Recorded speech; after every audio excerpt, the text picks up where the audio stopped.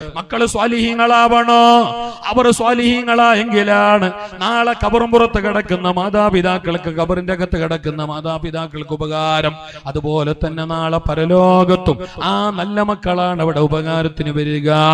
തമ്മാടികളായ മക്കളാണെങ്കിൽ, തലതെറിച്ചു പോയ മക്കളാണെങ്കിൽ, മതബോധമില്ലാതെ വളർന്ന മക്കളാണെങ്കിൽ, ദീനീ വിദ്യാഭ്യാസം കൊടുക്കപ്പെടാത്ത കിടാക്കളാണെങ്കിൽ, മദ്രസന്റെ പടി കയറാത്ത കുഞ്ഞുങ്ങളാണെങ്കിൽ, അവർ നാളെ റബ്ബിന്റെ കോടതിയിൽ വന്നിട്ട് പറയുകയാണ്, പടച്ച റബ്ബേ ഔലാഇ അളല്ലൂനാ, ഇവരെ കാരണമാണ് ഞങ്ങൾ ബടക്കായത്, ഞങ്ങൾ പിഴച്ചു പോയത്. ഈ മാതാപിതാക്കളാണ് ഞങ്ങളെ ബടക്കാക്കിയത്.